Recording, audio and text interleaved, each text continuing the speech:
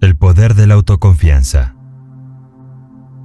En medio de todos los misterios que nos rodean, nada es más cierto que estamos en presencia de una energía infinita y eterna, de la que proceden todas las cosas. Herbert Spencer. Puedes hacerlo si crees que puedes. Antes de abordar los principios fundamentales en los que se basa esta lección, te resultará útil tener en cuenta el hecho de que esta práctica aporta los descubrimientos de más de 25 años de investigación y que cuenta con la aprobación de los principales científicos del mundo que han puesto a prueba cada uno de los principios. El escepticismo es el enemigo mortal del progreso y del desarrollo personal. Es mejor dejar este audiolibro a un lado y detenerse aquí mismo que acercarse a esta lección con la sensación de que ha sido escrita por algún teórico que nunca ha puesto a prueba los principios en los que se basa la lección. Sin duda, esta no es una época para los escépticos, porque es un momento en el que hemos visto descubrir y aprovechar más leyes de la naturaleza que las que se ha visto descubierto en toda la historia de la raza humana. En 3 décadas, hemos sido testigos del dominio del aire. Hemos explorado el océano. Hemos casi aniquilado las distancias en la Tierra. Hemos aprovechado el rayo y hemos hecho girar las ruedas de la industria. Hemos hecho crecer 7 hojas de hierba donde antes solo crecía una. Tenemos comunicación instantánea entre las naciones del mundo. En verdad, esta es una época de iluminación y desarrollo, pero apenas hemos acariciado la superficie del conocimiento. Sin embargo, cuando hayamos abierto la puerta que conduce al poder secreto que está almacenado dentro de nosotros, nos traerá un conocimiento que hará que todos los descubrimientos pasados palidezcan en olvido por comparación. El pensamiento es la forma de energía más altamente organizada conocida por el hombre. Y esta es una época de experimentación e investigación que seguramente nos llevará a una mayor comprensión de esa misteriosa fuerza llamada pensamiento, que reposa dentro de nosotros. Ya hemos descubierto lo suficiente sobre la mente humana para saber que un hombre puede deshacerse de esos efectos acumulados de 1000 generaciones de miedo, mediante la ayuda del principio de la autosugestión. Ya hemos descubierto el hecho de que el miedo es la razón principal de la pobreza, el fracaso y la miseria que adopta 1000 formas diferentes. Ya hemos descubierto el hecho de que el hombre que domina el miedo puede marchar hacia el éxito en prácticamente cualquier decisión, a pesar de todos los esfuerzos para derrotarlo. El desarrollo de la confianza en uno mismo comienza con la eliminación de ese demonio llamado miedo, que se posa sobre el hombro del hombre y le susurra al oído: no puedes hacerlo, tienes miedo de intentarlo, tienes miedo de la opinión pública, tienes miedo de fracasar, tienes miedo de no tener la capacidad. Este demonio del miedo está entrando en el cuerpo a cuerpo. La ciencia ha encontrado un arma mortal con la que ponerlo en fuga. Y esta lección sobre la confianza en uno mismo te ha traído esta arma para que la uses en tu batalla con el viejo enemigo mundial del progreso, el miedo. Los 6 miedos básicos de la humanidad. La persona es heredera de la influencia de 6 miedos básicos. Bajo estos, se pueden enumerar los miedos menores, así que enumeran los 6 miedos básicos o mayores y se describen las fuentes de las que se cree que han surgido. Los 6 miedos básicos son: A. El miedo a la pobreza. B. El miedo a la vejez. C. El miedo a la crítica. D. El miedo a la pérdida del amor de alguien. E. El miedo a la mala salud. F. El miedo a la muerte. Estudia la lista, luego haz un inventario de tus propios miedos y averigua en cuál de los 6 epígrafes puedes clasificarlos. Todo ser humano que ha alcanzado la edad del entendimiento está atado, en cierta medida, por uno o más de estos 6 miedos básicos. Como primer paso a la eliminación de estos 6 males, examinemos las fuentes de las que los hemos heredado. Herencia física y social. Todo lo que el hombre es, tanto física como mentalmente, lo obtuvo a través de 2 formas de herencia. Una se conoce como herencia física y la otra se llama herencia social. A través de la ley de la herencia física, el hombre ha evolucionado lentamente desde la ameba, una forma animal unicelular, a través de etapas de desarrollo que corresponden a todas las formas animales conocidas ahora en esta tierra, incluyendo las que se sabe que han existido, pero que ahora están extintas. Cada generación por la que ha pasado el hombre ha añadido a su naturaleza algo de los rasgos, hábitos y apariencia física de esa generación. La herencia física del hombre, por lo tanto, es una colección heterogénea de muchos hábitos y formas físicas. Parece que hay pocas dudas, si es que hay alguna, de que aunque los 6 miedos básicos del hombre no podrían haberse heredado a través de la herencia física, estos 6 estados básicos son estados mentales de la mente y por lo tanto no son capaces de transmitirse a través de la herencia física. Es obvio que a través de la herencia física se ha proporcionado un lugar de alojamiento muy favorable para ellos.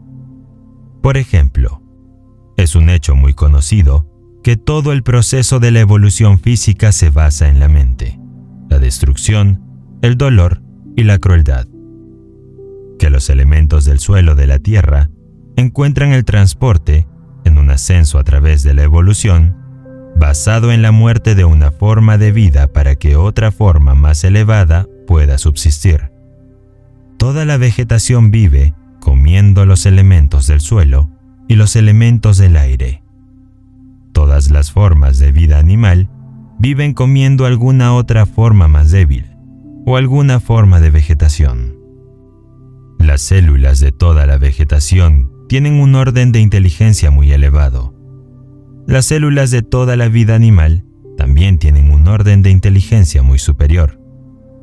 Sin duda, las células animales de un pez han aprendido, por amarga experiencia, que el grupo de células animales, conocido como halcón de los peces, es muy temible, debido al hecho de que muchas formas animales, incluyendo la mayoría de los hombres, viven comiendo a los animales más pequeños y débiles. La inteligencia celular de estos animales, que entran y se convierten en parte del hombre, trae consigo el miedo que surge de su experiencia de haber sido comido vivo. Esta teoría puede parecer irracional, y de hecho puede no ser cierta, pero es al menos una teoría lógica. El autor no hace especial hincapié en esta teoría, ni insiste en que explique ninguno de los 6 miedos básicos.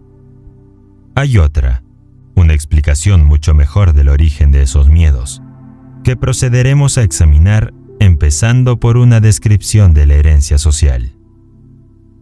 La parte más importante de la constitución del hombre le llega a través de la ley de la herencia social, término que hace referencia a los métodos por los que una generación impone a las mentes de la generación bajo su control inmediato las supersticiones, creencias, leyendas e ideas que, a su vez, heredó de la generación anterior. El término herencia social debe entenderse como todas y cada una de las fuentes a través de las cuales una persona adquiere conocimientos, como la escolarización de carácter religioso y de cualquier otra naturaleza. La lectura, la conversación de boca a boca, la narración de historias y todo tipo de inspiración de pensamiento proveniente de lo que generalmente se acepta como experiencias personales. A través de la operación de la ley de la herencia social, cualquiera que tenga el control de la mente de un niño puede, a través de una intensa enseñanza, plantar en la mente del infante cualquier idea, ya sea falsa o verdadera, de tal manera que el niño la acepte como verdadera y se convierte en una parte de su personalidad, como cualquier célula u órgano de su cuerpo físico, e igual difícil de cambiar en su naturaleza. Es a través de la ley de la herencia social que el religioso planta en la mente del niño dogmas, credos y ceremonias religiosas demasiado numerosas para describirlas, manteniendo esas ideas ante esa mente hasta que las acepta y las sella para siempre como parte de su creencia irrevocable. La mente de un niño que no ha llegado a la edad del entendimiento general, durante un periodo medio que abarca, digamos, los 2 primeros años de su vida, es plástica, abierta, limpia y libre. Cualquier idea plantada en su mente así por alguien, en que el niño tiene confianza, echa raíces y crece, por así decirlo, de tal manera que nunca puede ser erradicada o borrada, por muy opuesta a la lógica o a la razón que sea esa idea. Muchos religiosos afirman que pueden implantar los principios de su religión en la mente de un niño con tanta profundidad que nunca podrá haber espacio en esa mente para ninguna otra religión, ya sea en su totalidad o en parte. Las afirmaciones no son muy exageradas. Con esta explicación de la forma en la que opera la ley de la herencia social, el estudiante estará listo para examinar las fuentes de las que el hombre hereda los 6 miedos básicos. Además, cualquier estudiante, excepto aquellos que todavía no han crecido lo suficiente como para examinar la verdad que pisa los callos de sus propias supersticiones, puede comprobar la solidez del principio de la herencia social tal como se aplica aquí a los 6 miedos básicos, sin salir de sus propias experiencias personales. Afortunadamente, prácticamente toda la masa de evidencia presentada en esta lección es de tal naturaleza que todos los que buscan sinceramente la verdad pueden determinar por sí mismos si la evidencia es sólida o no. Al menos por el momento, deja de lado tus prejuicios e ideas preconcebidas. Siempre puedes volver a retomarlas. Mientras estudiamos el origen y la naturaleza de los 6 peores enemigos del hombre, los 6 miedos básicos, empezaremos por el miedo a la pobreza. Se requiere valor para decir la verdad sobre el origen de este miedo, y un valor aún mayor, quizás, para aceptar la verdad después de haberla dicho. El miedo a la pobreza surgió de la tendencia heredada del hombre a aprovecharse económicamente de sus semejantes. Casi todas las formas animales inferiores tienen instinto, pero parecen no tener el poder de razonar y pensar. Por lo tanto, se depredan unos a otros físicamente. El hombre, con su sentido superior de la intuición, el pensamiento y la razón, no se come a sus semejantes corporalmente. Le da más satisfacción comérselos financieramente. De todas las épocas del mundo de las que tenemos conciencia, la que vivimos parece ser la del culto al dinero. Un hombre es considerado menos que el polvo de la tierra, a menos que pueda exhibir una abultada cuenta bancaria. Nada trae al hombre tanto sufrimiento y humillación como la pobreza. No es de extrañar que el hombre la tema, a través de una larga línea de experiencias heredadas con el hombre animal. El hombre ha aprendido, con certeza, que no siempre se puede confiar en este animal cuando se trata de asuntos de dinero y otras evidencias de posesiones terrenales. Muchos matrimonios tienen su inicio, y a menudo su final, únicamente en función de la riqueza que posee una o ambas partes contratantes. No es de extrañar que los tribunales de divorcio estén ocupados. Sociedad podría escribirse correctamente como sociedad, con el símbolo de dólar reemplazando la S inicial, porque está inseparablemente asociada con ese signo. El hombre está tan ansioso de poseer riqueza que la adquiriría de cualquier manera, a través de métodos legales si es posible, o a través de otros métodos si es necesario. El miedo a la pobreza es algo terrible. Un hombre puede cometer un asesinato, un robo, una violación y cualquier otra forma de violación de derechos de los demás, y aún así recuperar su posición elevada en la mente de sus semejantes siempre que no pierda su riqueza. La pobreza, por tanto, es un crimen, un pecado imperdonable, por así decirlo. No es de extrañar que el hombre lo tema. Todos los libros de leyes del mundo demuestran que el miedo a la pobreza es uno de los 6 miedos básicos de la humanidad, ya que en todos esos libros de leyes se puede encontrar diversas leyes destinadas a proteger a los débiles de los fuertes. Dedicar tiempo a intentar demostrar que el miedo a la pobreza es uno de los miedos heredados del hombre, o que este miedo tiene su origen en la naturaleza del hombre para engañar a sus semejantes, sería similar a intentar demostrar que 3 por 2 son 6. Evidentemente, ningún hombre temería la pobreza si tuviera algún motivo para confiar en sus semejantes, pues hay comida, refugio, vestimenta y lujos de toda índole suficiente para las necesidades de cada persona en la tierra, y todas estas bendiciones serían disfrutadas por cada persona si no fuera por el hábito que tiene el hombre de tratar de expulsar a todos los demás cerdos del comedor, incluso después de tener todo y más de lo que necesita. El segundo de los 6 miedos básicos con los que el hombre está atado es el miedo a la vejez. En general, este miedo surge de 2 fuentes. En primer lugar, la idea de que la vejez puede traer consigo la pobreza. En segundo lugar, y con mucho la fuente de origen más común, de las falsas y crueles enseñanzas sectarias que han sido también mezcladas con fuego y azufre, y con purgatorios y otros bugis que los seres humanos han aprendido a temer la vejez porque significaba la aproximación de otro mundo, y posiblemente mucho más horrible que este que se sabe que es bastante malo. En el temor básico a la vejez, el hombre tiene 2 razones muy sólidas para su aprehensión.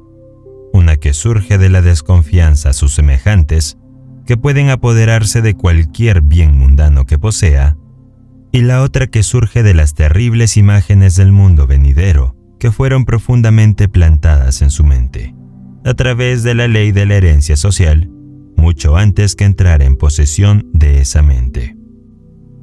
¿No es de extrañar que el hombre tema la llegada de la vejez? El tercero de los 6 miedos básicos es el miedo a la crítica. Sería difícil, si no imposible, determinar definitivamente cómo el hombre adquirió este miedo básico, pero una cosa es segura: lo tiene en forma bien desarrollada. Algunos creen que ese temor hizo su aparición en la mente del hombre alrededor del momento en que surgió la política. Otros creen que su origen no puede rastrearse más allá de la primera reunión de una organización de mujeres conocidas como Club de Mujeres. Otra escuela de humoristas atribuye el origen al contenido de la Santa Biblia, en cuyas páginas abundan algunas formas muy vitriólicas y violentas de crítica. Si esta última afirmación es correcta, y los que creen literalmente todo lo que encuentran en la Biblia no están equivocados, entonces Dios es el responsable del miedo inherente del hombre a la crítica, porque Dios hizo que se escribiera la Biblia. Este autor, que no es ni humorista ni un profeta, sino una persona común y corriente, se inclina por atribuir el miedo básico a la crítica a esa parte de la naturaleza heredada del hombre, no solo a quitarle a su prójimo sus bienes y mercancías, sino a justificar su acción mediante la crítica del carácter de su prójimo. El miedo a la crítica adopta muchas formas diferentes, la mayoría de las cuales son de naturaleza insignificante y superficial. incluso hasta el punto de ser infantil en extremo. Los calvos, por ejemplo, tienen miedo a la crítica. Las cabezas se quedan calvas debido a la protección de los sombreros con bandas ajustadas que cortan la circulación en las raíces del cabello. Los hombres llevan sombreros, no porque realmente los necesiten o por comodidad, sino principalmente porque todo el mundo lo hace, y el individuo se pone a la cola y lo hace también, no sea que algún otro individuo lo critique. Las mujeres rara vez tienen la cabeza calva, o incluso el pelo fino, porque llevan sombreros sueltos, cuya única finalidad es aparentar. Pero no hay que imaginar que las mujeres están libres del miedo a la crítica asociada a los sombreros. Si alguna mujer pretende ser superior al hombre en lo que se refiere a este miedo, pregúntale si va por la calle con un sombrero que esté pasado de moda 1 o 2 temporadas. Los fabricantes de todo tipo de ropa no han tardado en capitalizar este miedo básico a la crítica, con el que toda la humanidad está maldita. Cada temporada cambian los estilos en muchos artículos de ropa. ¿Quién establece los estilos? Ciertamente no el comprador de ropa, sino el fabricante. ¿Por qué cambian los estilos tan a menudo? Obviamente, este cambio se hace para que el fabricante pueda vender más ropa. Por la misma razón que los fabricantes de automóviles, con algunas raras y muy sensatas excepciones, cambian el estilo de cada temporada.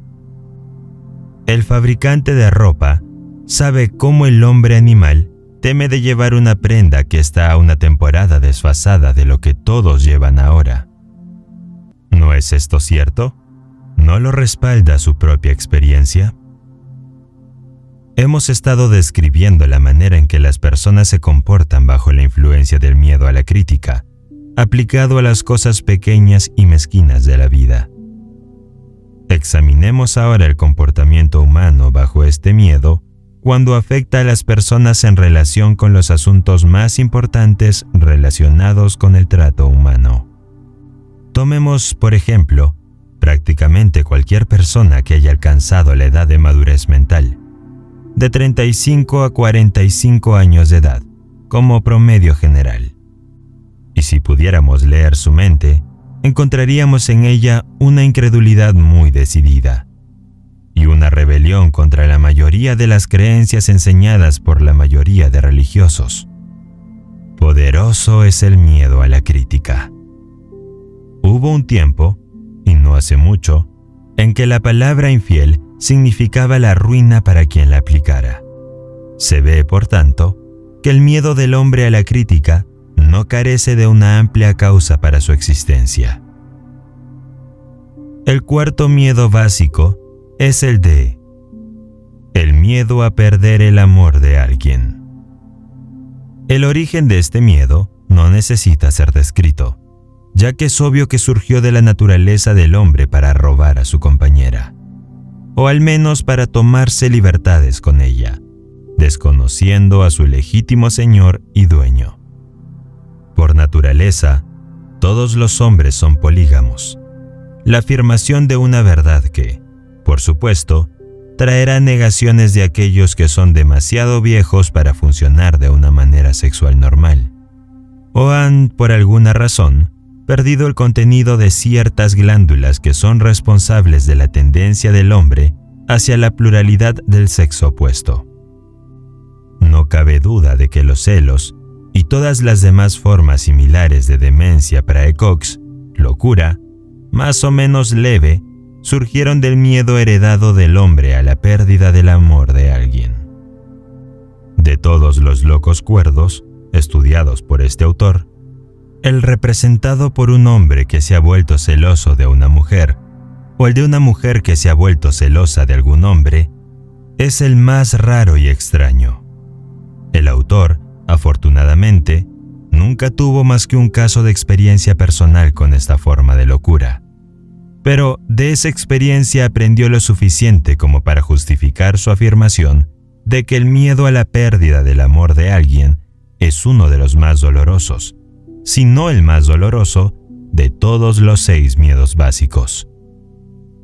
Y parece razonable añadir que este miedo causa más estragos en la mente humana que cualquiera de los otros 6 miedos básicos, llevando a menudo a las formas más violentas de locura permanente. El quinto miedo básico es el miedo a la mala salud. Este miedo tiene su origen, en gran medida también, en las mismas fuentes de las que derivan los miedos a la pobreza y a la vejez. El miedo a la mala salud tiene que estar estrechamente asociado tanto a la pobreza como a la vejez, porque también conduce a la frontera de los mundos terribles que el hombre no conoce, pero de los que ha oído algunas historias incómodas. El autor tiene la firme sospecha de que los que se dedican a vender métodos de buena salud han tenido mucho que ver con el mantener vivo el miedo a la mala salud en la mente humana. Desde hace mucho tiempo, en la historia de la raza humana, el hombre ha conocido diversas formas de terapia y proveedores de salud. Si un hombre se gana la vida manteniendo a la gente en buena salud, parece natural que utilice todos los medios a su alcance para persuadir a la gente de que necesita sus servicios. Así, con el tiempo, podría ser que la gente heredara el miedo a la mala salud. El sexto y último de los 6 miedos básicos es el miedo a la muerte. Para muchos es el peor de los 6 miedos básicos, y la razón por la que es tan considerado resulta obvia incluso para el estudiante casual de psicología. Las terribles punzadas de miedo asociadas con la muerte pueden ser imputadas directamente al fanatismo religioso, la fuente que es más responsable de ello que todas las demás fuentes combinadas. Los llamados paganos no tienen tanto miedo a la muerte como los civilizados, especialmente aquella parte de la población civilizada que ha caído bajo la influencia de la teología. Durante cientos de millones de años, el hombre se ha planteado las preguntas aún sin respuesta, y tal vez sin respuesta definitiva. ¿Qué y de dónde vengo y a dónde voy después de la muerte? Todos los más astutos y taimados como los honestos pero crédulos de la raza no han tardado en ofrecer la respuesta a estas preguntas. De hecho, la respuesta a estas preguntas se ha convertido en una de las llamadas profesiones eruditas, a pesar de que se requiere muy poco aprendizaje para entrar en esta profesión. Testigo, ahora, de la mayor fuente de origen del miedo a la muerte. Entra en mi tienda, abraza mi fe, acepta mis dogmas y paga mi salario, y te daré un billete que te admitirá directamente en el cielo cuando mueras. Dice el líder de una forma de sectarismo. Quédense fuera de mi tienda, dice este mismo líder, e irán directamente al infierno, donde arderán durante toda la eternidad. Mientras que, en la actualidad, el autoproclamado líder puede no ser capaz de proporcionar un salvoconducto al cielo, ni, por la falta de tal provisión, permitir que el desafortunado buscador de la verdad descienda al infierno. La posibilidad de este último parece tan terrible que se apodera de la mente y crea ese miedo de los miedos, el miedo de la muerte. En verdad, ningún hombre sabe, y ningún hombre ha sabido nunca, cómo es el cielo o el infierno, o si esos lugares existen, y esta misma falta de conocimiento definitivo abre la puerta de la mente humana al charlatán para que entre y controle esa mente con sus acciones de prestidigitación y diversas marcas de engaño, falsedad y fraude. La verdad es esta, que ningún hombre sabe ni nunca ha sabido de dónde nacemos o a dónde vamos al morir. Cualquier persona que afirme lo contrario, o bien se engaña a sí misma, o bien es un impostor consciente que se dedica a vivir sin prestar un servicio de valor, jugando con la credulidad de la humanidad.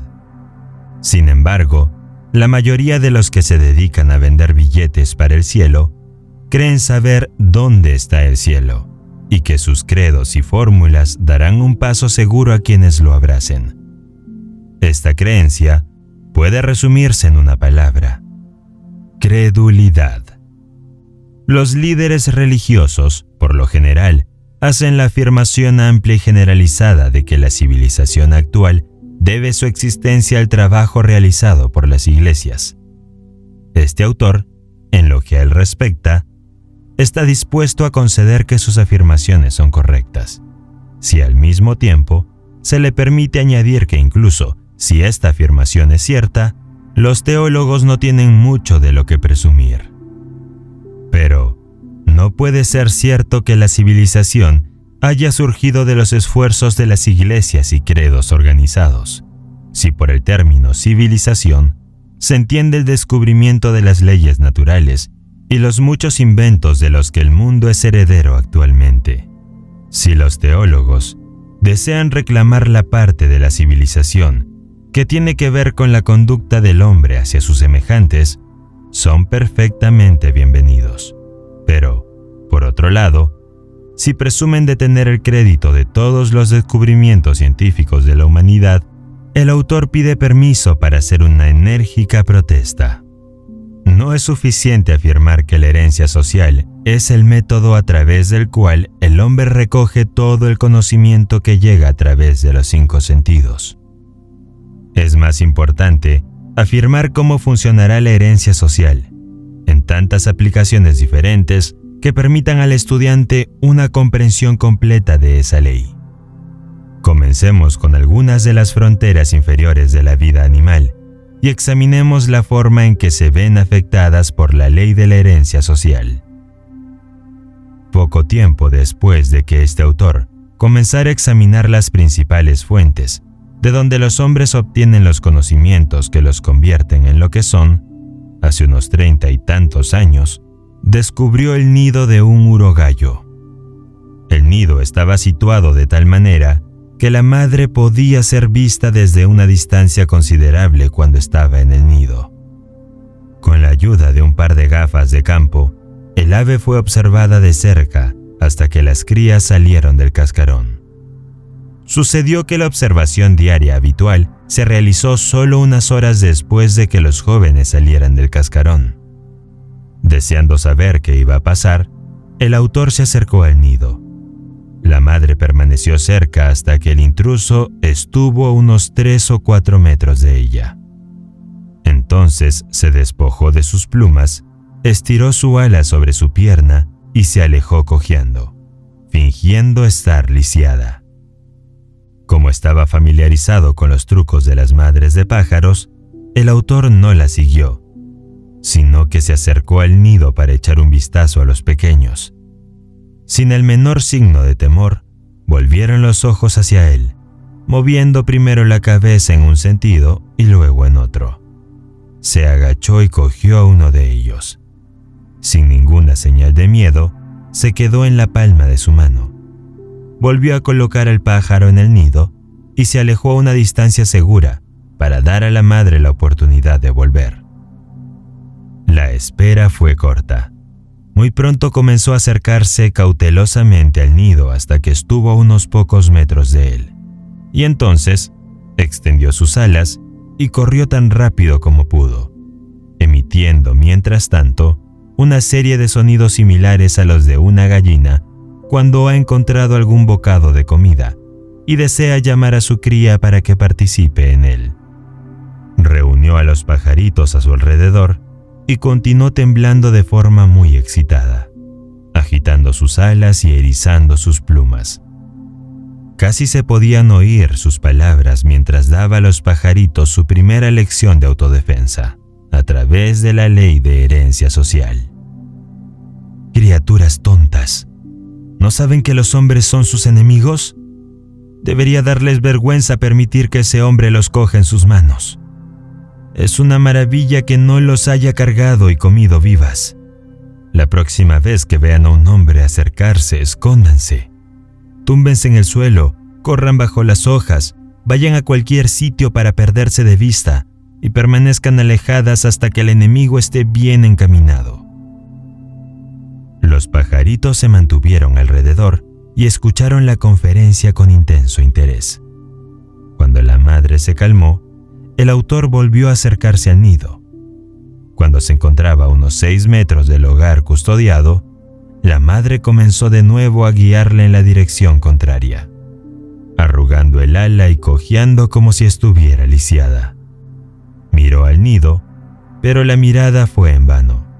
Los pajaritos no aparecían por ninguna parte. Habían aprendido rápidamente a evitar a su enemigo natural, gracias a su instinto natural. Una vez más, el autor se retiró. Esperó a que la madre volviera a reunir a su familia y salió a visitarlos, pero con resultados similares. Cuando se acercó al lugar donde había visto por última vez a la madre, no encontró el más mínimo rastro de los pequeños. Cuando era pequeño, el autor capturó un cuervo joven y lo convirtió en su mascota. El pájaro se adaptó bien a su entorno doméstico y aprendió a realizar muchos trucos que requerían una inteligencia considerable. Cuando el pájaro creció lo suficiente como para volar, se le permitió ir a donde quisiera. A veces se ausentaba durante muchas horas, pero siempre regresaba a casa antes del anochecer. Un día unos cuervos salvajes se enzarzaron en una pelea con un búho en un campo cercano a la casa donde vivía el cuervo mascota. En cuanto la mascota oyó el granizado de sus parientes salvajes, se subió a la casa y, con signos de agitación, caminó de un extremo a otro de la casa. Finalmente levantó el vuelo y se dirigió a la batalla. El autor lo siguió para ver qué pasaba. En pocos minutos, se encontró con la mascota. Estaba sentada en las ramas más bajas de un árbol, y 2 cuervos salvajes estaban sentados en una rama justo encima, parloteando y caminando de un lado a otro, actuando de forma muy parecida a cómo se comportan los padres enfadados con sus hijos cuando los castigan. Cuando el autor se acercó, los 2 cuervos salvajes salieron volando, uno de ellos dando varias vueltas alrededor del árbol, mientras dejaba escapar un terrible flujo de lenguaje de lo más abusivo, que, sin duda, iba dirigido a su insensato pariente que no tenía el suficiente sentido común para volar mientras el vuelo era bueno. Se llamó a la mascota, pero ésta no le hizo caso. Esa noche volvió a casa, pero no se acercó a ella. Se sentó en una rama alta en un manzano y habló el lenguaje de cuervo durante unos 10 minutos, diciendo sin duda que había decidido volver a la vida salvaje de sus congéneres.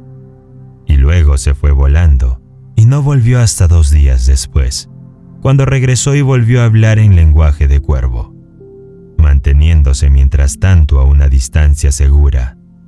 Luego se fue y no volvió. La herencia social le había robado al autor una buena mascota.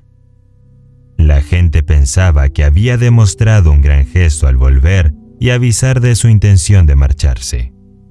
Muchos granjeros habían dejado la granja sin tomarse la molestia de esta formalidad. Es un hecho bien conocido que el zorro ceba con todo tipo de aves y animales pequeños, a excepción de la mofeta. No es necesario explicar por qué el zorrillo goza de inmunidad.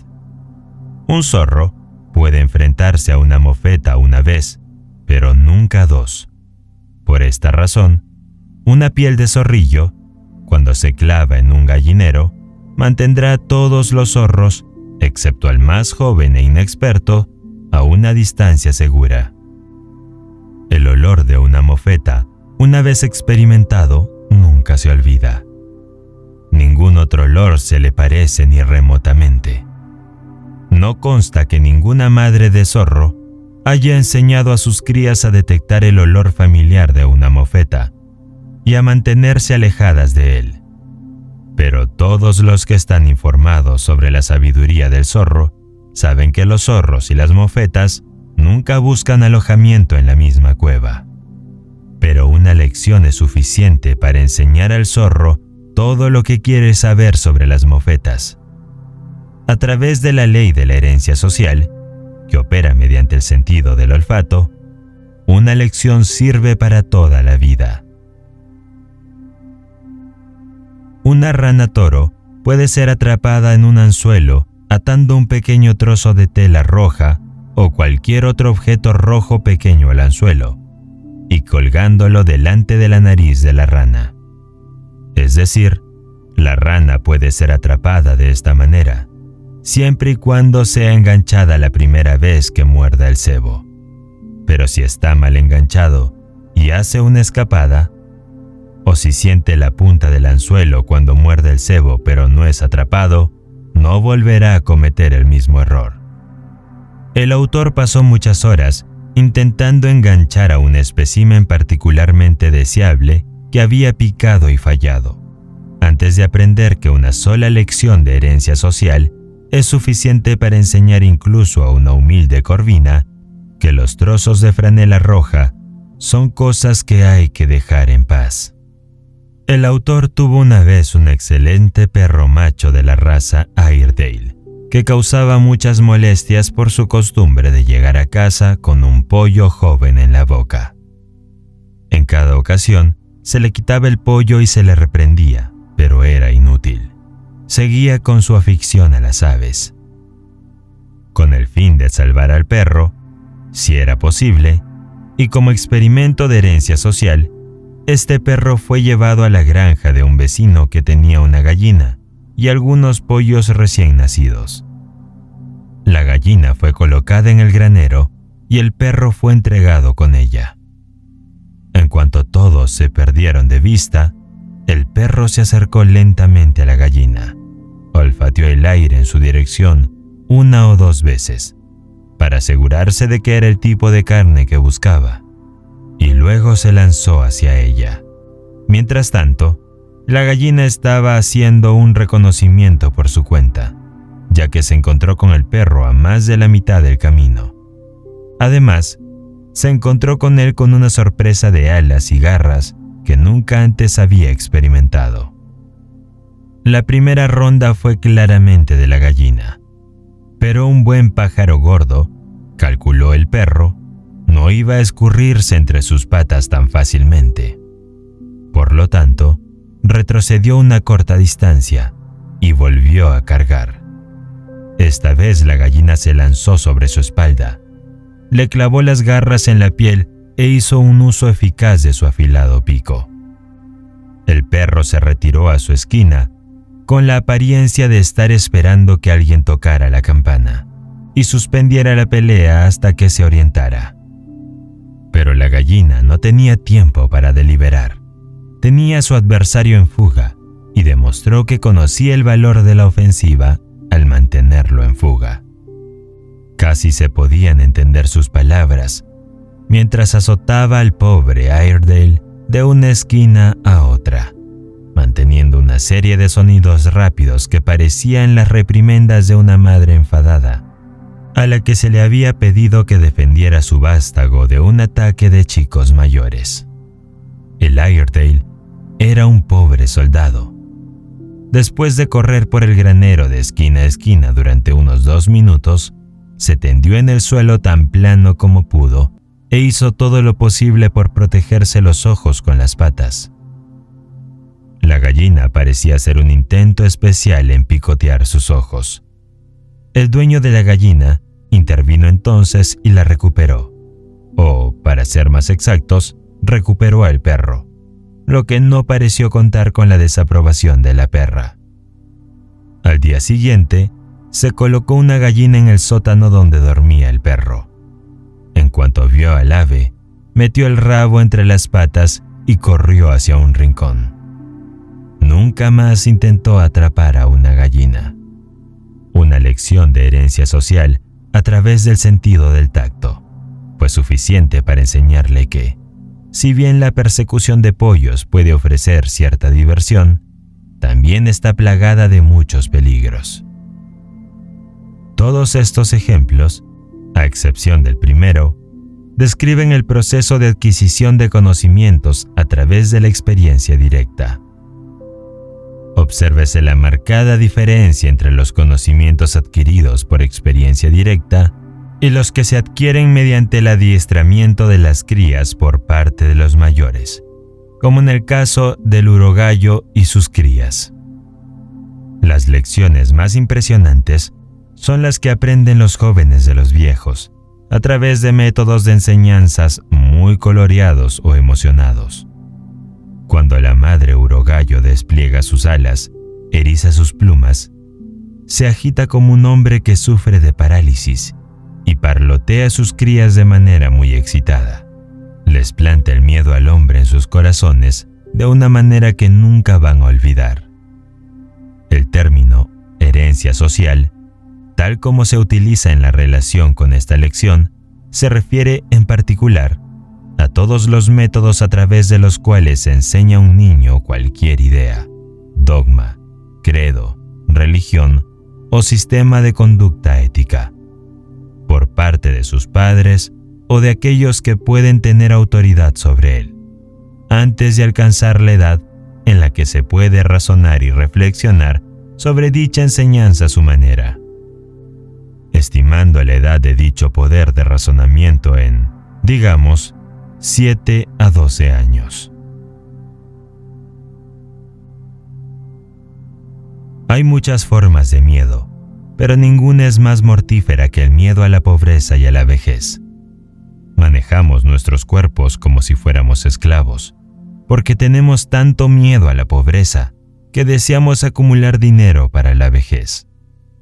De esta forma común de miedo, nos impulsa tanto que sobrecargamos nuestro cuerpo y provocamos lo mismo que estamos luchando por evitar.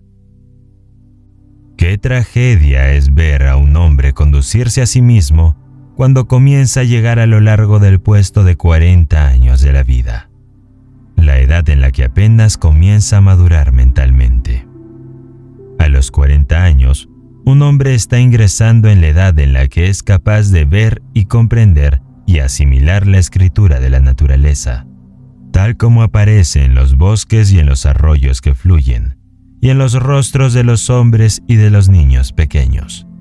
Y, sin embargo, este miedo al diablo lo impulsa con tanta fuerza que se ciega y se pierde en el enredo de un laberinto de deseos conflictivos. El principio del esfuerzo organizado se pierde de vista, y en lugar de aferrarse a las fuerzas de la naturaleza que están en evidencia a su alrededor y permitir que esas fuerzas lo lleven a las alturas de grandes logros, las desafía y se convierten en fuerzas de destrucción. Tal vez ninguna de estas grandes fuerzas de la naturaleza esté más disponible para el desenvolvimiento del hombre que el principio de la autosugestión, pero la ignorancia de esta fuerza está llevando a la mayoría de la raza humana a aplicarla de manera que actúe como un obstáculo y no como una ayuda. Enumeramos aquí los hechos que muestran cómo se produce esta mala aplicación de una gran fuerza de la naturaleza. He aquí un hombre que se encuentra con alguna decepción. Un amigo resulta ser falso o un vecino parece indiferente. A continuación, decide, a través de la autosugestión, que todos los hombres son indignos de confianza y que todos los vecinos son poco agradecidos. Estos pensamientos se incrustan tan profundamente en su mente subconsciente que colorean toda su actitud hacia los demás. Volvamos ahora a lo dicho en la segunda lección, sobre los pensamientos dominantes de la mente de un hombre que atraen a las personas cuyos pensamientos son similares. Aplica la ley de la atracción y pronto verás y comprenderás por qué el incrédulo atrae a otros incrédulos. Invierte el principio. He aquí un hombre que no ve más que lo mejor que hay en todos los que conoce. Si sus vecinos parecen indiferentes, no se da cuenta de ello, porque se ocupa de llenar su mente con pensamientos dominantes de optimismo y un buen ánimo y fe en los demás. Si la gente le habla con dureza, él responde con tonos suaves, a través de la operación de esta misma ley de atracción eterna, atrae la atención de las personas cuya actitud hacia la vida y cuyos pensamientos dominantes armonizan con los suyos. Llevando el principio un paso más allá, tenemos lo siguiente. He aquí un hombre que ha sido bien educado y tiene la capacidad de prestar al mundo un servicio necesario. En algún lugar y momento, ha oído decir que la modestia es una gran virtud y que colocarse al frente del escenario en el juego de la vida es una muestra de egoísmo. Se desliza silenciosamente por la puerta trasera y toma asiento en la parte posterior, mientras que otros jugadores del juego de la vida pasan audazmente al frente. Permanece en la última fila porque teme el qué dirán. La opinión pública, o lo que él cree que es la opinión pública, lo ha relegado a la retaguardia y el mundo se entera poco de él. Su educación no cuenta para nada porque tiene miedo de que el mundo sepa que la ha tenido. Constantemente se sugiere a sí mismo, utilizando así la gran fuerza de la autosugestión en su propio detrimento, que debe permanecer en un segundo plano para no ser criticado, como si la crítica pudiera hacerle algún daño o frustrar su propósito. Hay aquí otro hombre que nació de padres pobres. Desde que tiene uso de memoria, ha visto pruebas de la pobreza. Ha oído hablar de la pobreza. Ha tenido la gélida mano de la pobreza sobre sus hombros y le ha impresionado tanto que la fija en su mente como una maldición a la que debe someterse. Inconscientemente, se permite ser víctima de la creencia: una vez pobre, siempre pobre, hasta que esa carencia se convierte en el pensamiento dominante de su mente. Se asemeja a un caballo que ha sido enjaezado y domado hasta que olvida que él tiene el poder potencial con el que deshacerse de ese arnés. La autosugestión lo relega rápidamente al fondo del escenario de la vida. Finalmente, se convierte en un renunciante. La ambición desaparece. La oportunidad ya no se le presenta, o si lo hace, no tiene la visión para verla. Ha aceptado su destino. Es un hecho bien establecido que las facultades de la mente, como los miembros del cuerpo, se malogran y se marchitan si no se utilizan. La confianza en uno mismo no es una excepción. Se desarrolla cuando se utiliza, pero desaparece si no se usa. Una de las principales desventajas de la riqueza heredada es el hecho de que con demasiada frecuencia conduce a la inacción y a la pérdida de la confianza en sí mismo. Hace algunos años, nació un niño de la señora E.B. McLean, en la ciudad de Washington. Se decía que su herencia era de unos $100 millones. Cuando este bebé fue llevado a ventilar en su carruaje, fue rodeado por enfermeras y asistentes de enfermería, y detectives y otros sirvientes, cuyo deber era ver que no le ocurriera ningún daño. Con el paso de los años, se mantuvo esta misma vigilancia.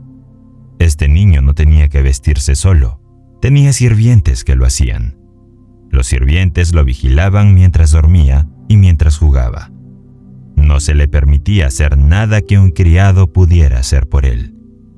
Había crecido hasta la edad de 10 años. Un día estaba jugando en el patio y se dio cuenta de que la puerta trasera estaba abierta. En toda su vida nunca había salido solo de esa puerta, y naturalmente, eso era lo que deseaba hacer.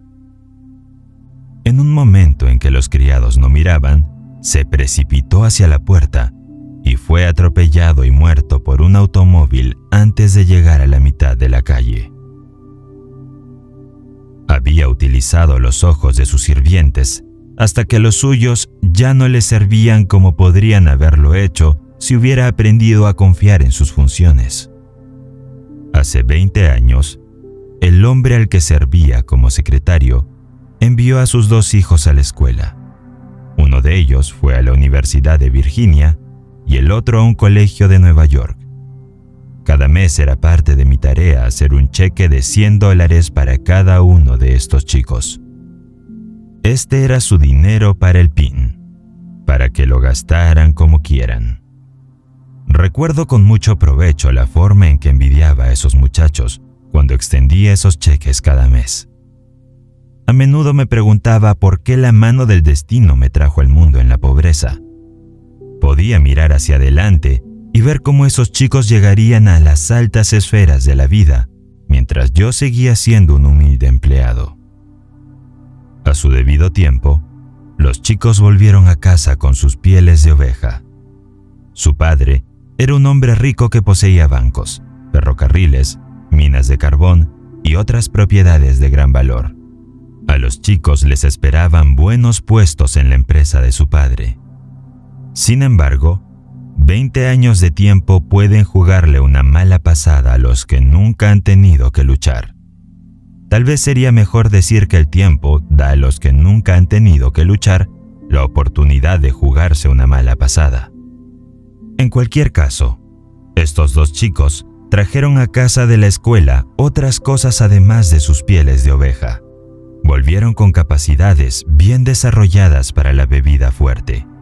Capacidades que desarrollaron porque los $100 que cada uno de ellos recibía cada mes hacían innecesaria su lucha.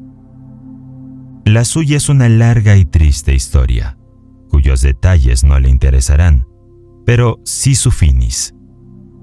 Mientras escribo esta lección, tengo sobre mi mesa un ejemplo del periódico publicado en la ciudad donde vivían estos chicos. Su padre ha quebrado y su costosa mansión, donde nacieron los chicos, ha sido puesta en venta. Uno de los chicos murió de delirium tremens y el otro está en un manicomio. No todos los hijos de los hombres ricos resultan tan desafortunados, pero el hecho es, sin embargo, que la inacción conduce a la atrofia, y esta, a su vez, a la pérdida de la ambición y de la confianza en sí mismo. Y sin estas cualidades esenciales, un hombre será llevado por la vida en las alas de la incertidumbre, al igual que una hoja seca puede ser llevada aquí y allá en el seno de los vientos vagabundos. Lejos de ser una desventaja, la lucha es una ventaja decisiva, porque desarrolla aquellas cualidades que permanecerían siempre dormidas sin ella. Muchos hombres han encontrado su lugar en el mundo porque se han visto obligados a luchar por su existencia desde muy temprano. El desconocimiento de las ventajas que se derivan de la lucha ha llevado a muchos padres a decir: «Yo tuve que trabajar duro cuando era joven, pero me encargué de que mis hijos lo tengan fácil». Pobres criaturas insensatas. Una época fácil suele convertirse en una desventaja mayor de la que el joven medio puede sobrevivir. Hay cosas peores en este mundo que verse obligado a trabajar en los primeros años de vida. La ociosidad forzada es mucho peor que el trabajo forzado. Ser forzado a trabajar o forzado a hacer lo mejor posible engendrará la templanza, el autocontrol, la fuerza de voluntad, el contenido y otras 100 virtudes que el ocioso nunca conocerá. La falta de necesidad de lucha no solo conduce a la debilidad de la ambición y la fuerza de voluntad, sino que, lo que es aún más peligroso, establece en la mente de una persona un estado de letargo que conduce a la pérdida de la confianza en sí mismo. La persona que ha dejado de luchar debido a que el esfuerzo ya no es necesario, está aplicando literalmente el principio de la autosugestión al socavar su propio poder de autoconfianza. Tal persona finalmente caerá en un estado de ánimo en el que realmente mirará con más o menos desprecio a la persona que se ve obligada a seguir adelante. La mente humana, si se me permite la repetición, puede compararse con una batería eléctrica. Puede ser positiva o negativa. La confianza en uno mismo es la cualidad con que la mente se recarga y se vuelve positiva. Apliquemos este razonamiento a las ventas y veamos qué papel juega la confianza en uno mismo en este gran campo de trabajo. Uno de los mejores vendedores que ha visto este país fue una vez un empleado de una oficina de periódicos. merecerá la pena analizar el método con el que se ganó el título de principal vendedor del mundo. Era un joven tímido con un carácter más o menos retraído. Era uno de los que creen que es mejor colarse por la puerta de atrás y sentarse en la parte posterior del escenario de la vida. Una noche, escuchó una conferencia sobre el tema de esta lección, la autoconfianza, y esa conferencia le impresionó tanto que salió de la sala de conferencias con la firme determinación de escapar del atolladero en que se había metido. Se dirigió al director de negocios del periódico y pidió un puesto como solicitante de publicidad, y se le puso a trabajar a comisión. Todo el mundo en la oficina esperaba verlo fracasar, ya que este tipo de ventas requiere el tipo más positivo en la capacidad de venta. Se dirigió a su habitación e hizo una lista de cierto tipo de comerciantes a los que pretendía llamar. Uno se pensaría que naturalmente habría hecho su lista con los nombres de aquellos a los que creía que podía vender con el menor esfuerzo, pero no hizo nada de eso. Solo incluyó en su lista a los nombres de los comerciantes a los que otros publicistas habían llamado sin conseguir una venta. Su lista constaba de solo 12 nombres.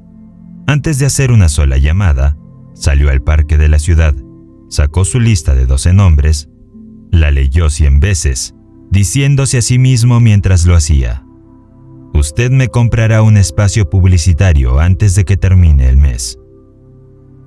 Entonces empezó a hacer sus llamadas. El primer día, cerró ventas con 3 de los 12 imposibles. Durante el resto de la semana, realizó ventas a otros 2. A finales de mes, había abierto cuentas publicitarias con todos los comerciantes que tenía en la lista, excepto uno. Durante el mes siguiente no hizo ninguna venta, porque no hizo ninguna llamada, excepto a este obstinado comerciante.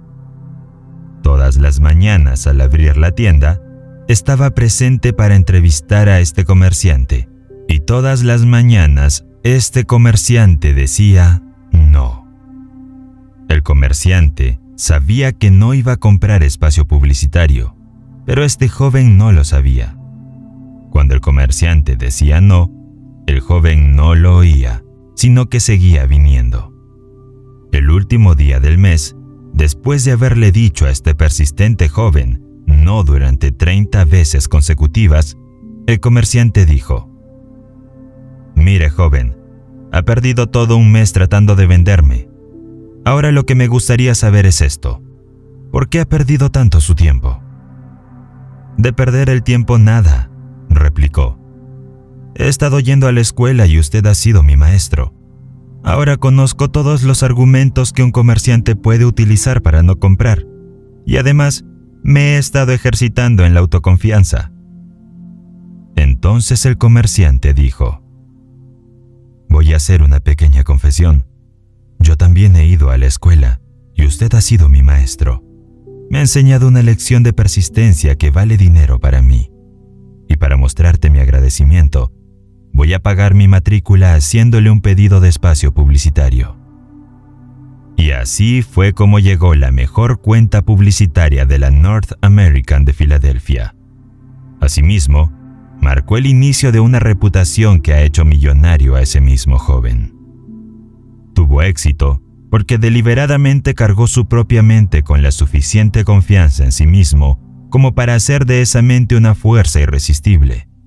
Cuando se sentó a confesar esa lista de 12 nombres, hizo lo que 99 de las personas de cada 100 no habrían hecho. Seleccionó los nombres de quienes creía que sería difícil vender, porque comprendió que de la resistencia que encontraría al tratar de venderlos, surgiría la fuerza y la autoconfianza. Era una de las pocas personas que entienden que todos los ríos y algunos hombres están torcidos por seguir la línea de menor resistencia. Voy a hacer una digresión y a romper aquí la línea de pensamiento por un momento, mientras registro una palabra de consejo para las esposas de los hombres. Recuerden que estas líneas están destinadas únicamente a las esposas, y no se espera que los maridos lean lo que aquí se expone.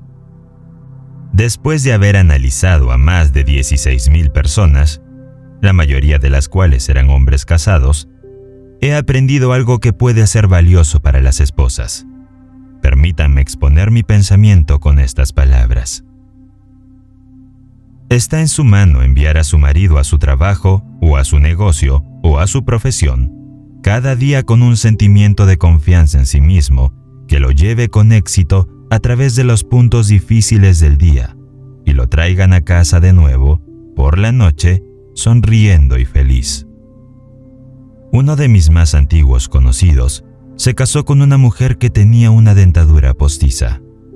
Un día a su mujer se le cayó la dentadura y rompió la placa. El marido recogió los trozos y comenzó a examinarlos. Mostró tanto interés por ello que su mujer le dijo: «Podrías hacer una dentadura como esa si te decidieras a hacerlo». Este hombre era un agricultor cuyas ambiciones nunca le habían llevado más allá de los límites de su pequeña granja hasta que su mujer hizo ese comentario. Se acercó a él, le puso la mano en el hombro y le animó a probar la odontología. Finalmente lo convenció para que empezara, y en la actualidad es uno de los dentistas más prominentes y exitosos del estado de Virginia. Lo conozco bien, porque ese hombre es mi padre. Nadie puede predecir las posibilidades del logro disponibles para el hombre cuya esposa está a su espalda y lo motiva a realizar esfuerzos más grandes y mejores, porque es un hecho bien conocido que una mujer puede despertar a un hombre para que realice hazañas casi sobrehumanas.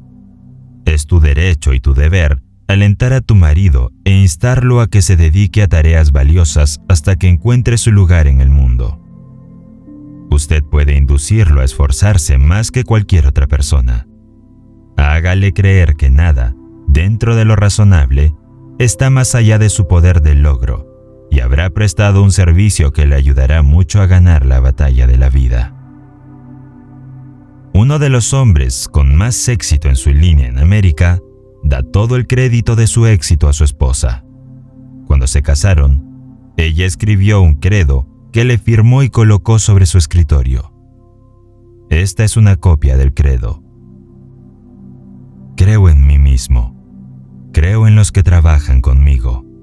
Creo en mi empleador. Creo en mis amigos. Creo en mi familia. Creo que Dios me prestará todo lo que necesito para tener éxito si hago todo lo posible por ganármelo mediante un servicio fiel y honesto. Creo en la oración y nunca cerraré los ojos en el sueño sin pedir la guía divina con el fin de ser paciente con otras personas y tolerante con los que no creen como yo. Creo que el éxito es el resultado de un esfuerzo inteligente y no depende de la suerte o de las prácticas agudas o de traicionar a los amigos, a los compañeros o a mi empleador. Creo que obtendré de la vida exactamente lo que ponga en ella, por lo que tendré cuidado de comportarme con los demás como me gustaría que ellos actuaran conmigo. No calumniaré a quienes no me agradan. No despreciaré mi trabajo sin importar lo que vea hacer a los demás. Prestaré el mejor servicio del que sea capaz, porque me he comprometido a triunfar en la vida, y sé que el éxito es siempre el resultado de un esfuerzo concienzudo y eficiente.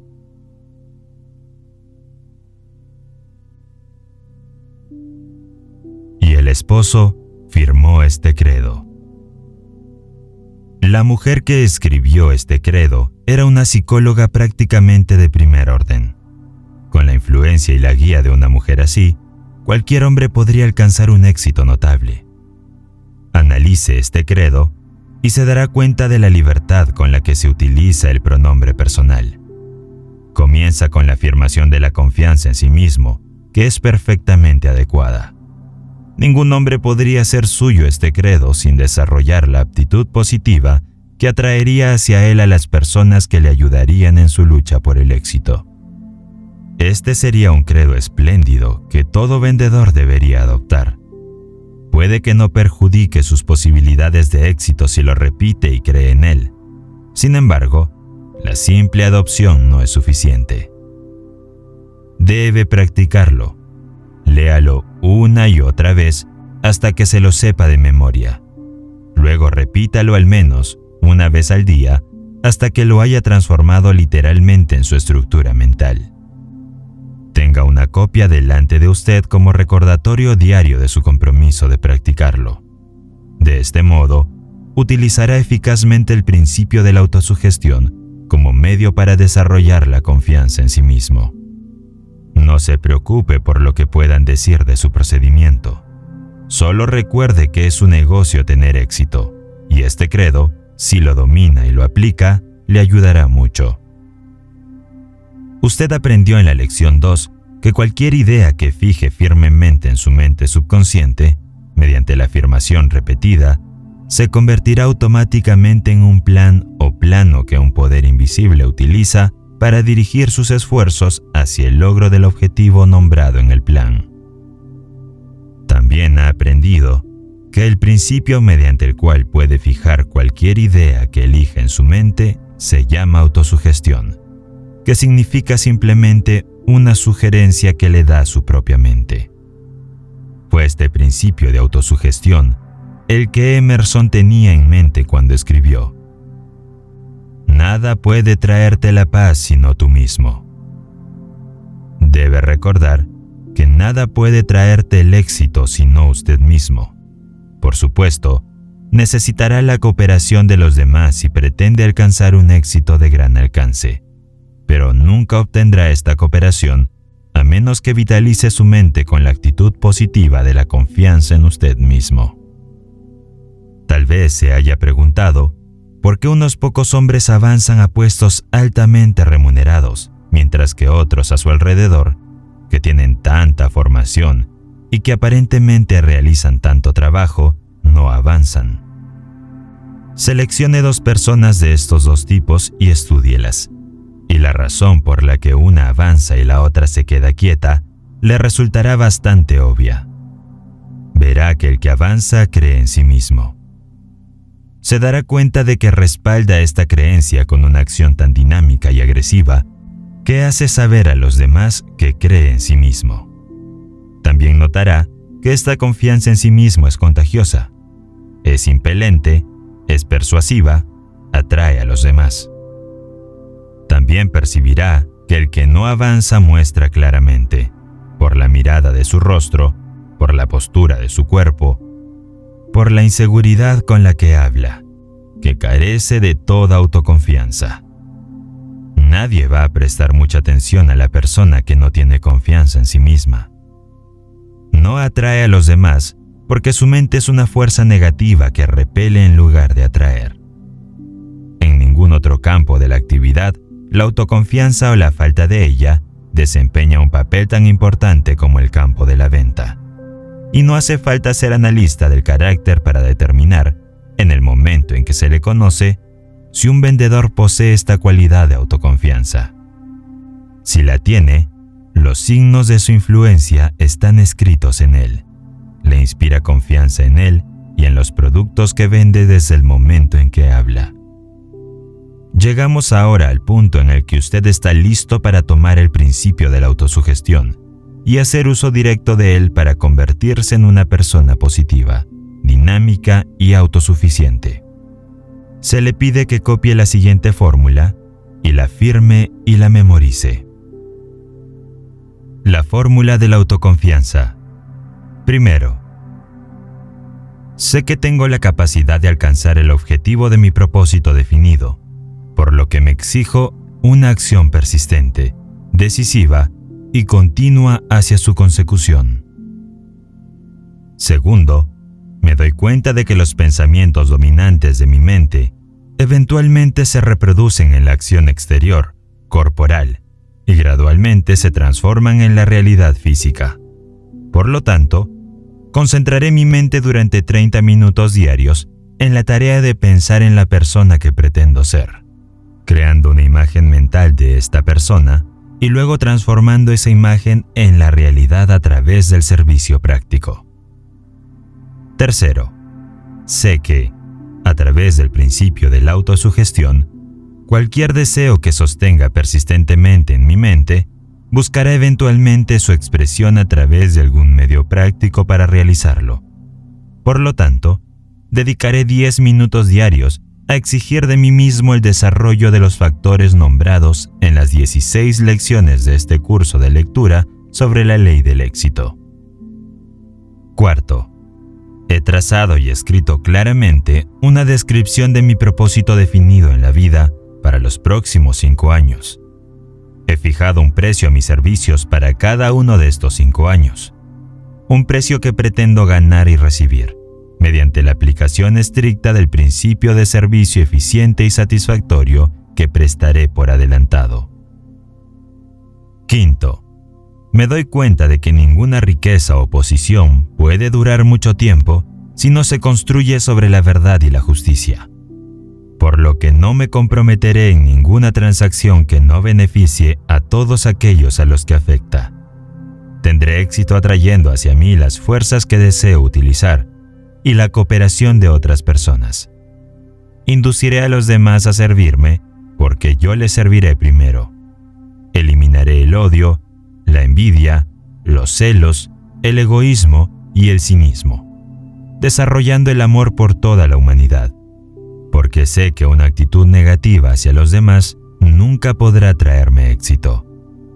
Haré que los demás crean en mí, porque yo creeré en ellos y en mí mismo.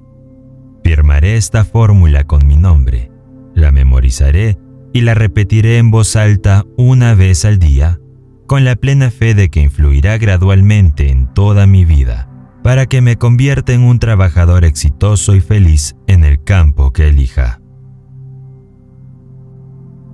Antes de firmar esta fórmula, asegúrese de que tiene la intención de llevar a cabo sus instrucciones. Detrás de esta fórmula hay una ley que nadie puede explicar. Los psicólogos se refieren a esta ley como autosugestión y lo dejan así, pero debe tener en cuenta un punto sobre el que no hay incertidumbre, y es el hecho de que, cual sea esta ley, realmente funciona. Otro punto que debe tenerse en cuenta es el hecho de que, al igual que la electricidad, hará girar las ruedas de la industria y servirá a la humanidad de 1.000.000 de otras maneras, o apagará la vida si se aplica incorrectamente, porque este principio de la autosugestión le llevará a la ladera de la montaña de la paz y la prosperidad, o hacia abajo en el valle de la miseria y de la pobreza, de acuerdo con la aplicación que haga de ella. Si usted llena su mente con la duda y la incredulidad en su capacidad para lograr, entonces el principio de la autosugestión toma este espíritu de incredulidad y lo establece en su mente subconsciente como pensamiento dominante, y poco a poco, pero con seguridad, lo arrastrará en el torbellino del fracaso. Pero, si llena su mente con radiante autoconfianza, el principio de autosugestión toma esta creencia y la establece como su pensamiento dominante, y lo ayuda a dominar los obstáculos que caen en su camino hasta que alcance la cima de la montaña del éxito.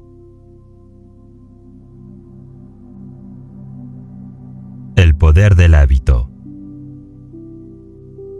Habiendo experimentado yo mismo todas las dificultades que se interponen en el camino de aquellos que carecen de la comprensión para hacer una aplicación práctica de este gran principio de la autosugestión, permítanme llevarles por un breve camino hacia el principio del hábito, a través del cual pueden aplicar fácilmente el principio de la autosugestión en cualquier dirección y para cualquier propósito. El hábito surge del entorno, de hacer lo mismo, de pensar los mismos pensamientos o de repetir las mismas palabras una y otra vez. El hábito puede compararse con el surco de un disco fonográfico, mientras que la mente humana puede compararse con la aguja que encaja en ese surco. Cuando cualquier hábito se ha formado bien, a través de la repetición del pensamiento o la acción, la mente tiene una tendencia a adherirse y seguir su curso desde el hábito tan estrechamente como la aguja del fonógrafo sigue el surco del disco de cera.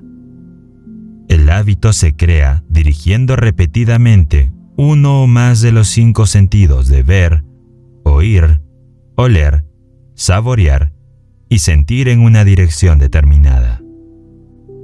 Es a través de este principio de repetición que se forma el hábito de la droga perjudicial. Con este mismo principio, el deseo de la bebida embriagadora se convierte en un hábito. Una vez que el hábito se ha establecido bien, controlará y dirigirá automáticamente nuestra actividad corporal, en la que se puede encontrar un pensamiento que puede transformarse en un poderoso factor en el desarrollo de la autoconfianza. El pensamiento es el siguiente: dirige voluntariamente, y por la fuerza si es necesario, tus esfuerzos y tus pensamientos a lo largo de una línea deseada hasta que hayas formado el hábito que se apoderará de ti y continúa, voluntariamente, dirigiendo tus esfuerzos a lo largo de la misma línea. El objetivo de escribir y repetir la fórmula de la autoconfianza es formar el hábito de hacer que la creencia en uno mismo sea el pensamiento dominante de su mente, hasta que ese pensamiento se haya incrustado completamente en su mente subconsciente, a través del principio del hábito. Aprendiste a escribir dirigiendo repetidamente los músculos del brazo y de la mano sobre ciertos contornos conocidos como letras, hasta que finalmente formaste el hábito de trazar esos contornos. Ahora escribes con facilidad y rapidez, sin trazar cada letra lentamente. Escribir se ha convertido en un hábito para ti. El principio del hábito se apoderará de las facultades de tu mente de la misma manera que influirá en los músculos físicos de tu cuerpo. Como puedes comprobar fácilmente dominando y aplicando esta lección sobre la autoconfianza. Cualquier afirmación que te hagas repetidamente a ti mismo, o cualquier deseo que siembres profundamente en tu mente a través de una afirmación repetida, buscará eventualmente su expresión a través de tus esfuerzos físicos corporales externos. El principio del hábito es el fundamento mismo sobre el que se construye esta lección sobre la autoconfianza en sí mismo. Y si entiendes y sigues las instrucciones establecidas en esta lección, pronto sabrás más sobre la ley del hábito, desde el conocimiento de primera mano de lo que podría ser enseñado por 1.000.000 de lecciones como esta. No tienes más que una pequeña concepción de las posibilidades que permanecen dormidas dentro de ti, esperando que la mano de la visión te despierte, y nunca tendrás una mejor concepción de estas posibilidades a menos que desarrolles suficiente confianza en ti mismo para elevarte por encima de las influencias comunes de tu entorno actual. La mente humana es una maravillosa y misteriosa pieza de maquinaria. Un hecho que me recordaron hace unos meses cuando leí los ensayos de Emerson y releí su ensayo sobre las leyes espirituales. Pero sucedió algo extraño. Vi en ese ensayo, que había leído decenas de veces anteriormente, muchas cosas en las que nunca me había fijado. Percibí más en este ensayo de lo que había visto en las lecturas anteriores, porque el despliegue de mi mente desde la última lectura había preparado para interpretar más. La mente humana se despliega constantemente, como los pétalos de una flor, hasta alcanzar el máximo de desarrollo. ¿Cuál es este máximo? ¿Dónde termina? O si termina o no, son preguntas sin respuestas, pero el grado de desarrollo parece variar según la naturaleza del individuo y del grado en que mantiene su mente en el trabajo. Una mente que se ve forzada o vencida en el pensamiento analítico cada día, parece seguir desplegando y desarrollando mayores poderes de interpretación. En Louisville, Kentucky, vive el señor Lee Cook, un hombre que prácticamente no tiene piernas y tiene que desplazarse en un carro. A pesar de que el señor Cook no tiene piernas desde que nació, es dueño de una gran industria y millonario gracias a su propio esfuerzo. Ha demostrado que un hombre puede arreglárselas muy bien sin piernas si tiene una confianza en sí mismo bien desarrollada. En la ciudad de Nueva York se puede ver a un joven fuerte, con cuerpo y cabeza, sin piernas, rodando por la Quinta Avenida todas las tardes, con la gorra en la mano, pidiendo limosna para vivir. Su cabeza es quizá tan sana y capaz de pensar como el promedio. Este joven podría duplicar cualquier cosa que el señor Cook de Louisville haya hecho, si pensara en sí mismo como el señor Cook piensa en sí mismo. Henry Ford posee más millones de dólares de los que jamás necesitará o utilizará. No hace muchos años, trabajaba como obrero en un taller mecánico, sin apenas estudios y sin capital. Decenas de otros hombres, algunos de ellos con cerebros mejor organizados que el suyo, trabajaban cerca de él. Ford se deshizo de la conciencia de pobreza, desarrolló autoconfianza en sí mismo, pensó en el éxito y lo alcanzó. Los que trabajaban a su alrededor podrían haberlo hecho igual de bien si hubieran pensado como él. Milo C. Jones, de Wisconsin, sufrió una parálisis hace unos años. El ataque fue tan grave que no podía girarse en la cama ni mover un músculo de su cuerpo. Su cuerpo físico estaba inutilizado, pero a su cerebro no le pasaba nada. Así que empezó a funcionar en serio, probablemente por primera vez en su existencia. Tumbado de espaldas en la cama, el señor Jones hizo que ese cerebro creara un propósito definido. Ese fin era bastante prosaico y humilde en su naturaleza, pero era definido y era un propósito, algo que él nunca había conocido antes. Su propósito definitivo era hacer salchichas de cerdo. Llamando a su familia a su alrededor, contó sus planes y comenzó a dirigirlos para llevarlos a cabo. Sin más ayuda que una mente sana y mucha confianza en sí mismo, Milo C. Jones extendió el nombre y la reputación de la salchicha de cerdo por todos los Estados Unidos. Y además acumuló una fortuna. Todo esto lo logró después de que la parálisis le impidiera trabajar con sus manos. Donde prevalece el pensamiento, se puede encontrar el poder.